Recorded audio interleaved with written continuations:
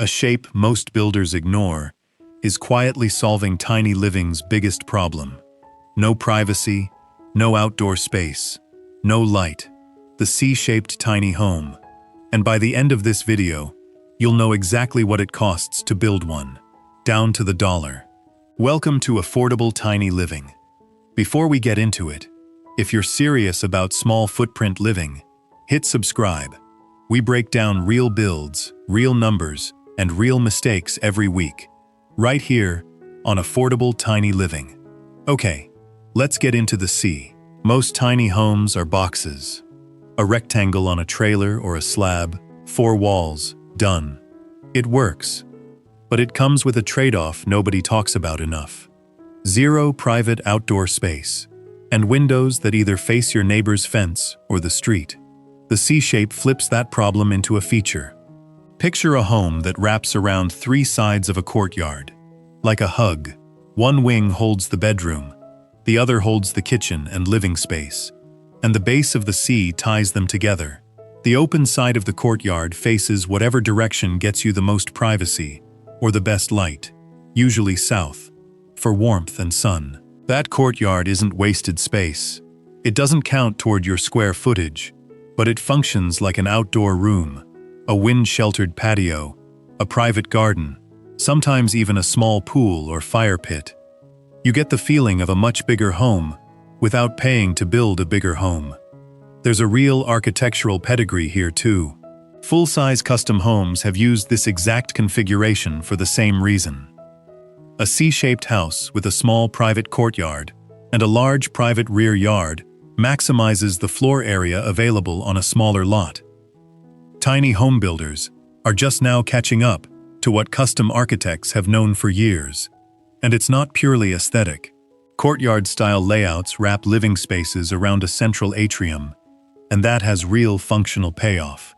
The glass and open walls let sunlight penetrate deep into the home, cutting down on artificial lighting, while the enclosed courtyard gives you a secluded outdoor space that a normal small lot couldn't offer. It also naturally splits your home into zones. The shape separates noisy social areas like the kitchen and living room from the quiet bedroom wing, which matters a lot more than people expect once you're living in 300 square feet full-time. So that's the why. Now let's build the thing. A C-shaped tiny home typically runs 400 to 600 square feet, a bit larger than the classic trailer-based tiny house, because you're spreading square footage across 2 connected wings instead of one straight box. Wing 1, bedroom and bathroom, tucked at the quiet end, with windows facing the courtyard for light and privacy at the same time. Wing 2, kitchen, dining, and living space, usually with the biggest glass wall in the house, facing the courtyard, so you're cooking dinner while looking at your own private outdoor room instead of a wall. The connector, the base of the C, is often the entry, a mudroom, or a flex space, home office, media nook, or extra storage. One design detail worth stealing directly from full-size courtyard homes: shade. Overhangs and slatted eaves along the courtyard-facing walls block direct summer sun, while still letting in low winter light, cutting cooling costs before you've installed a single piece of equipment. Orientation is everything. Face the courtyard south if you can, for warm, sheltered outdoor space most of the year, and natural cross-ventilation when you open both wings up. From the street, a C-shaped tiny home reads smaller and quieter than it actually is, and that's by design. The outward-facing walls are deliberately closed off. Fewer windows, simpler lines, mostly solid siding. All the drama is saved for the inside of the C, facing the courtyard, where nobody but you ever sees it. That closed street face usually means a low-pitched or shed roofline on the outer walls, with the roof kicking up or opening toward the courtyard side to pull in more light and height, where it actually matters. Standing seam metal is the material of choice here. It handles the extra roof valleys where the 2 wings meet the connector, without the seams and flashing headaches that shingles introduce. Siding-wise, fiber cement or engineered wood board and batten is doing most of the heavy lifting on exterior walls, since you've got more linear footage to cover than a simple box. A lot of builds mix materials by wing. Wood look siding on the bedroom wing, a darker fiber cement panel on the kitchen and living wing, to visually separate the two arms of the C from the outside, even though structurally they're one continuous build. The courtyard-facing walls flip the whole approach. This is where the glass goes, often full-height sliding or bifold doors on both wings, so the boundary between indoor and outdoor space nearly disappears when they're open. Overhangs and slatted eaves along these walls aren't just aesthetic. They're doing real thermal work, blocking high summer sun while letting low winter sun reach deep into the rooms. Landscaping the courtyard itself is part of the exterior architecture, not an afterthought.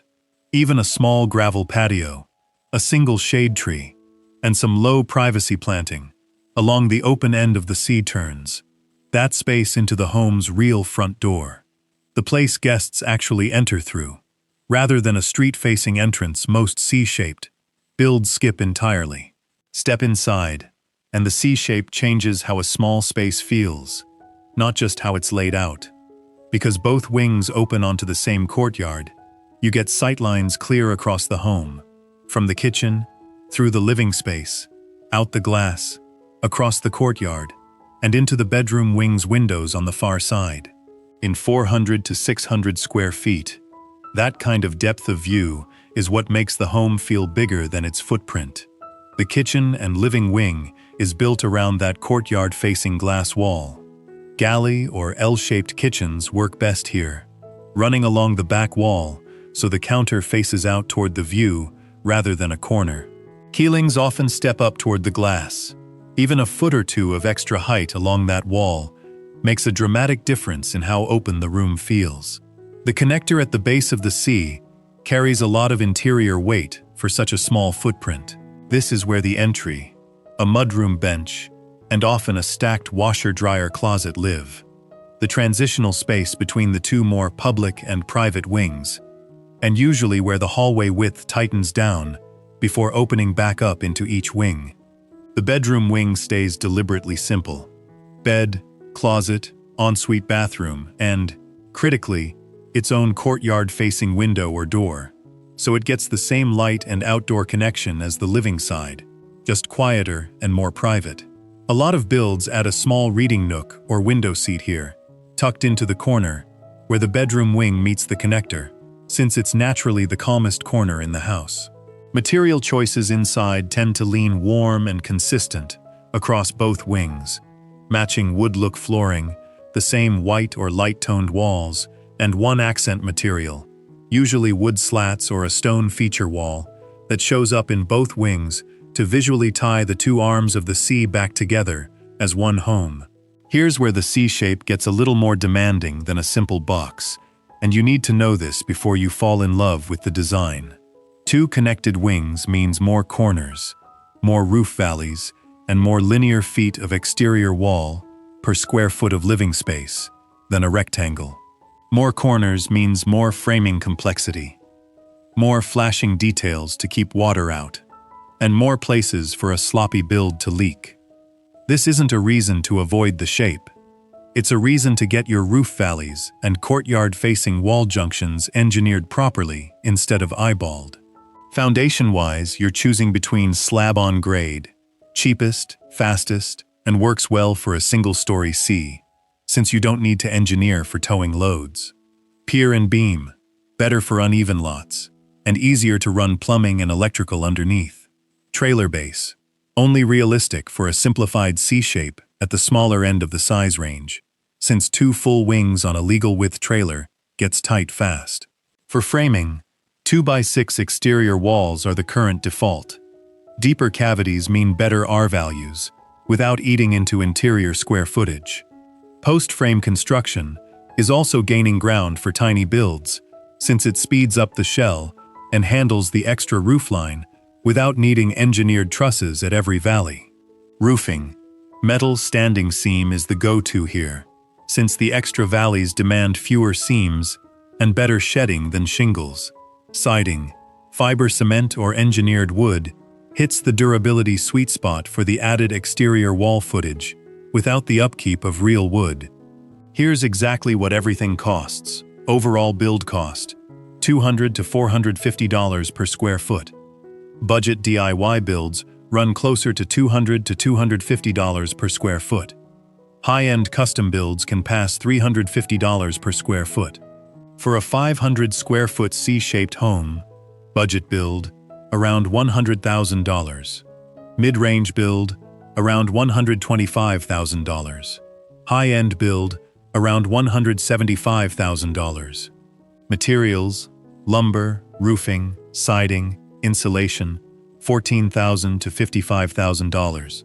Interior finishes, cabinetry, flooring, fixtures, appliances, roughly a quarter of your total budget. Labor, 15 to 45% of total project cost. Permits, $500 to just over $3,000. Architect, $2 to $15 per square foot, or 8 to 15% of construction cost. Draftsperson, under $1 per square foot for blueprints. Framing, about $20 per linear foot. Roof framing, $6 to $15 per square foot. Insulation, under $1 to around $4.50 per square foot. Roofing installation, $3 to $6 per square foot. Siding, $3 to $11 per square foot. Installed.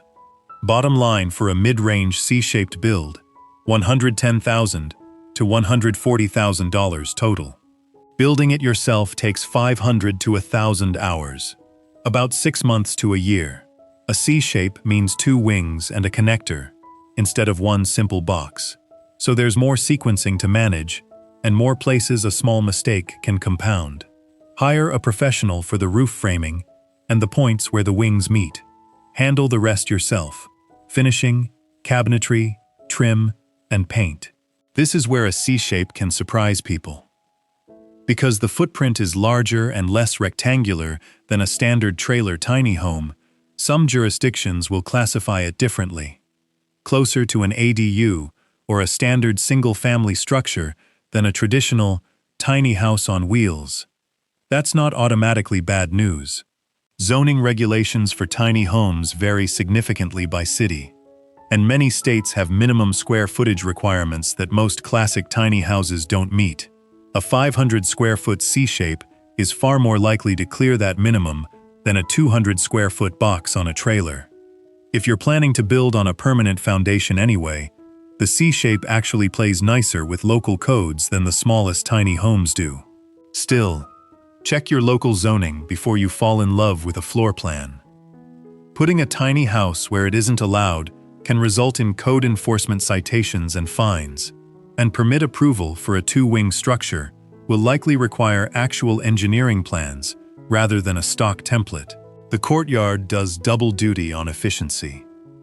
South-facing glass onto the courtyard captures passive solar heat in winter, and shaded eaves block that same sun in peak summer.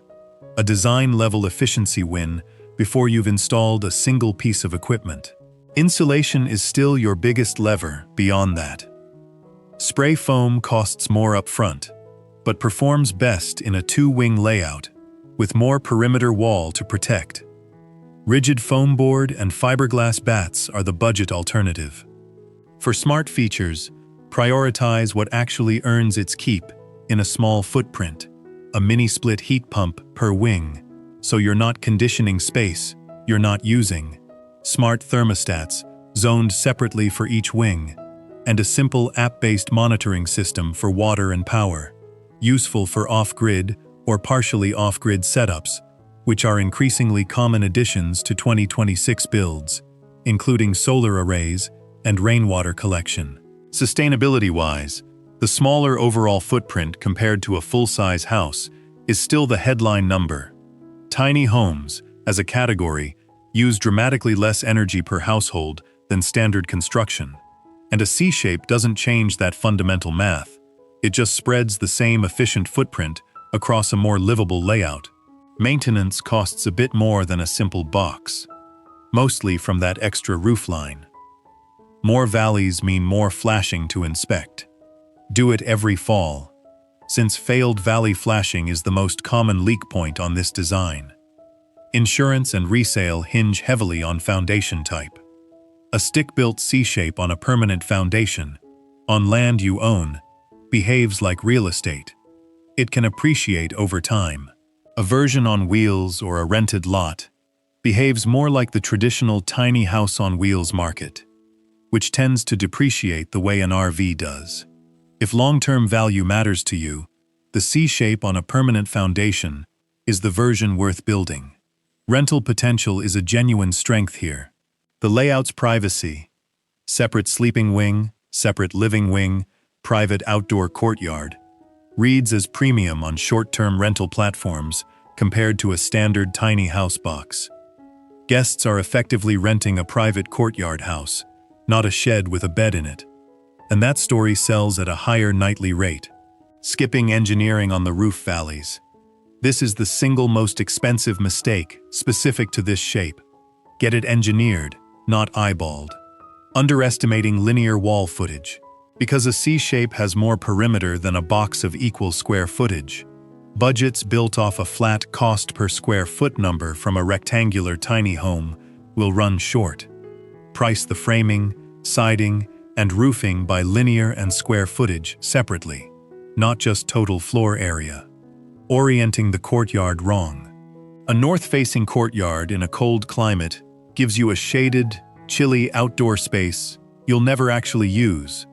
Check your sun path before you finalize the site plan, not after the foundation's poured. Treating permits like a standard tiny house.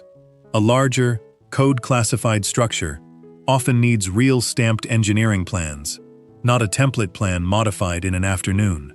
So here's where that leaves you. The C-shape costs more to frame than a box. More corners, more roofline, more linear wall footage.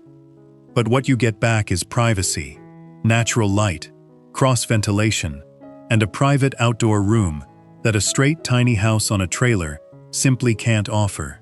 Budget realistically. Somewhere between $100,000 and $175,000, depending on finish level and how much labor you're willing to put in yourself.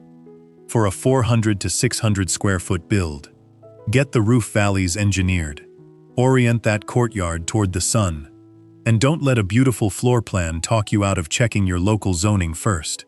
Done right, this is one of the smartest shapes in small footprint living right now. And now you know exactly what it takes to build one. If this saved you from a budgeting mistake, hit subscribe. We're building out this entire library of tiny home breakdowns right here on Affordable Tiny Living, and the next video might be the one that saves you thousands.